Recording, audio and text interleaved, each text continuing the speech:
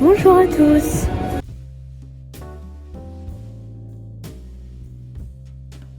Aujourd'hui on se retrouve dans une nouvelle vidéo et donc ça va être une vidéo vlog avec le vlog de création et savoir-faire comme on arrive à la période de décembre et de fin d'année. Donc je m'y rends là tout de suite et donc je vous emmène avec moi. C'est parti.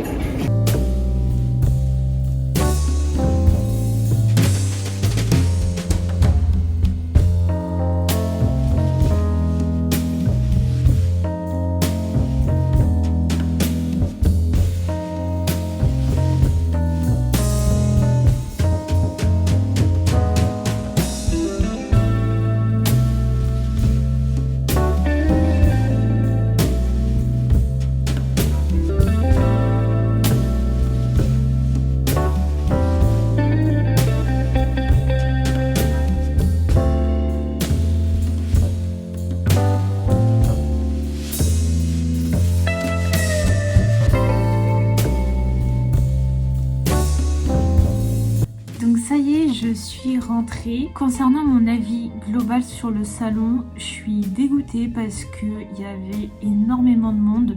Je pense que vous l'avez vu sur les vidéos et moi ça c'est un truc vraiment je déteste de pas pouvoir avancer dans un salon. Et là vraiment j'étais frustrée parce qu'il y avait tellement de monde que quand il y avait du monde sur le stand d'un côté, le stand de l'autre, au milieu on n'avait pas la place pour avancer et ça c'est un truc que moi personnellement c'est rédhibitoire. Je vais pas à un salon pour rien voir. Après c'est le jeu aussi, je pensais que il y aurait eu personne entre guillemets. J'y suis allée le jeudi, je suis arrivée vers 11h, il y avait la queue pour rentrer. Je pense que c'était peut-être pas le bon créneau, peut-être que j'aurais dû y aller pendant la nocturne le jeudi, il y aurait eu moins de monde. Je suis restée 1h30, dont facile 1h juste à essayer d'avancer, sachant qu'à un moment j'en ai eu marre et j'ai même pas fini le salon, je suis partie. Donc je pouvais pas voir tout ce que je voulais. Bon bref, ce que j'ai fait c'est que j'ai pris le plan avec le nom des exposants et puis je vais regarder sur leur site internet.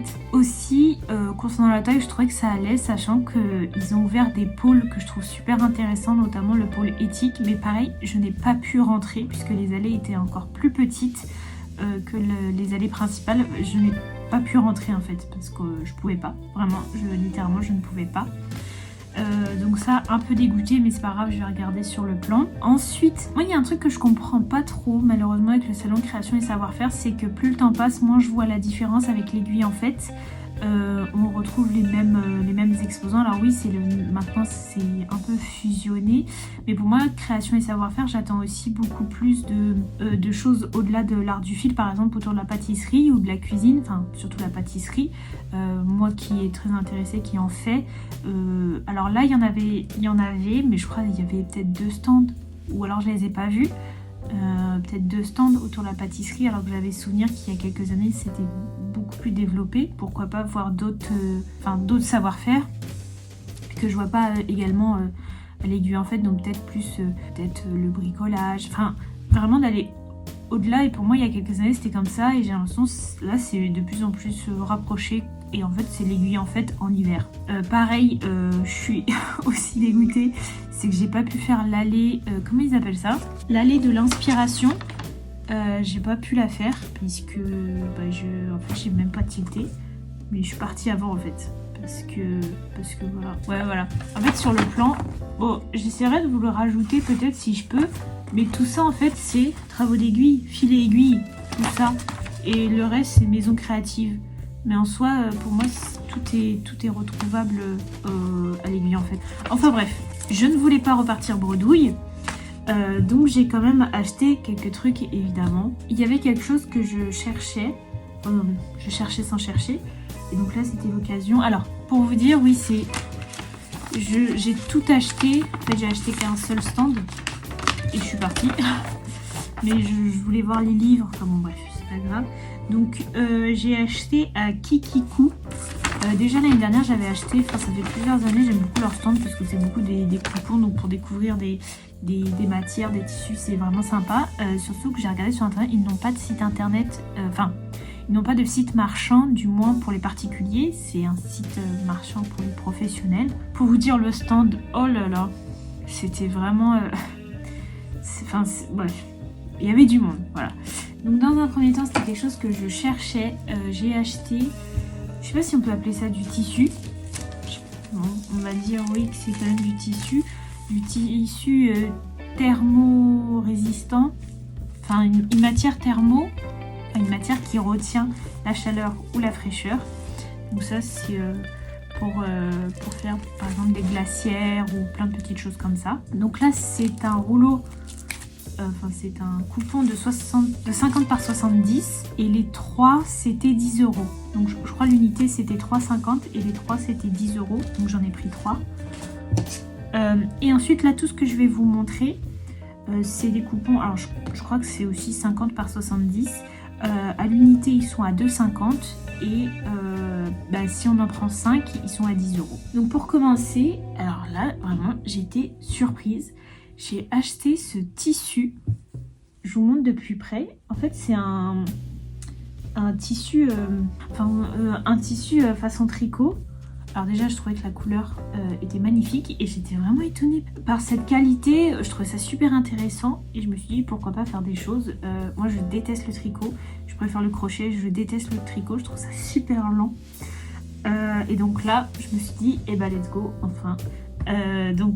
Trop hâte de tester, de travailler, ça a l'air assez épais, mais trop hâte de tester. Si vous voulez j'en ferai une vidéo.